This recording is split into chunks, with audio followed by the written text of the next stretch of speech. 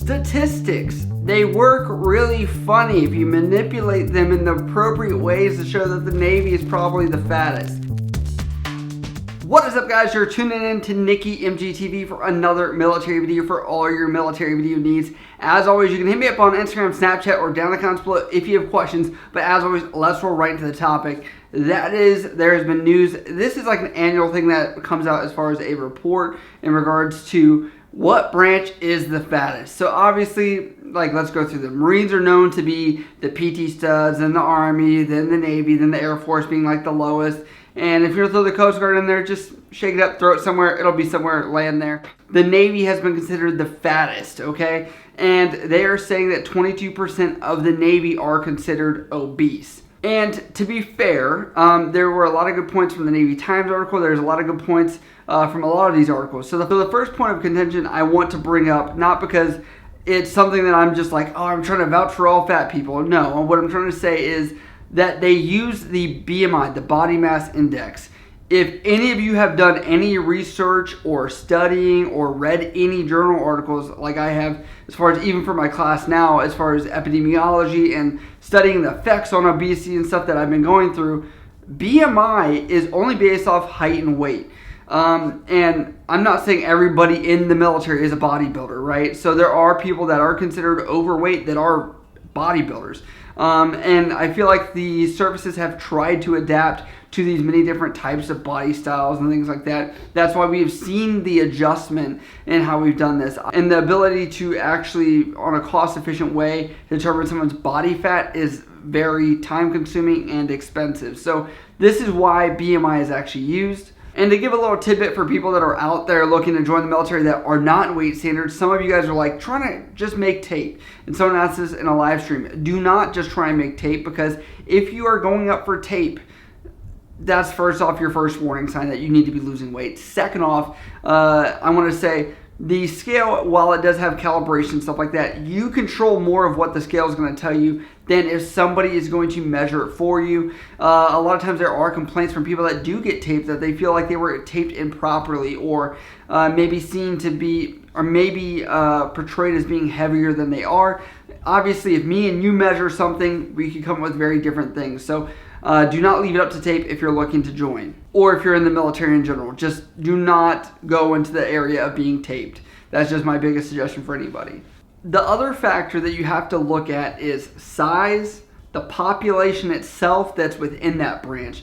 So if you look at the Marine Corps, there's a higher attrition rate of people that are getting out, or I think that's the right word for attrition. I'm not saying they're failing, but people that are processing out of the military than people maybe in the Air Force, for example. And the population is much younger for the Marine Corps versus the other branches. Also, if you took a sample from them, even if it was the same size, so you took 1,000 from the Marine Corps, the Air Force, the Army, the Navy, they're statistically going to be younger. So that does kind of skew where the Marines were only sitting at 8% for their people that are obese. I will say, as somebody that does work with Marines, their body fat standards are actually very strict. There's a lot of people that I have seen where I did not expect them to be on what's called BCP for the Marine Corps, but yeah, their standards are very strict. These studies are showing that the obesity rate is 17% across the forces in general, and that the Air Force and Army were seeing around like 17-18%, where they were saying the Navy was at 22.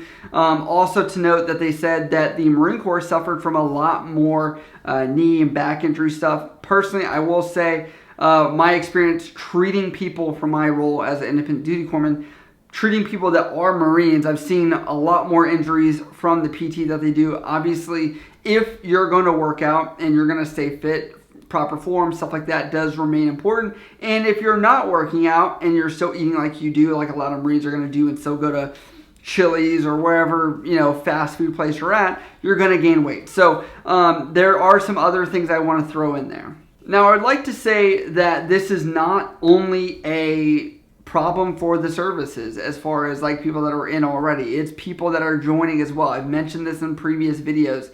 Culturally, America is getting bigger. There are a lot of people that are obese, and it's honestly something that is coming into check. I think the more as we go down the road of saying these sugars that are in our foods, these drinks that we drink, you know, all these things that contribute to someone being fatter. The services do try and combat this with things like, as far as when you're eating, if you're at the galley, they give you options of green, yellow, red. Obviously, if you're going to go for the chili dog, that's a red meal that you probably should not eat all the time, but the salad's going to be green. Also, for sodas, for example, it's all like the 0-calorie sodas and Powerade, if there is anything that actually has some kind of calories in it typically. Also, if there's milk, they try and go with skim milk. You know, the services have tried to adapt as much as possible, but you have to realize there are junior people that have not really understood making conscious decisions or choices to eat better. What I mean by this is a lot of you guys are going to have money to eat out a lot. Honestly, even if you are not getting paid your comrades or your rations to eat off the commissary versus maybe the galley, you're probably going to make more unhealthy decisions. It's easier to go out and eat and budget for that kind of meal. I also wanted to add to this whole thing that I forgot to add, and I'm editing right now, is there have been a lot of incidents of heat stroke, heat exhaustion, other health issues, deaths during these fitness tests that are in the military. And so there is a need for a culture of fitness. I made a video about the Air Force recently that was talking about multiple attempts to pass the Air Force PT test. So there's a lot of balance with this. Obviously, we do not want a force that is overweight, but we also need to ensure safety and things like that. So I want to add that to this discussion of what you guys think. If you're going to write your comments down below, I hope you guys write down below, because I think this is a very important topic.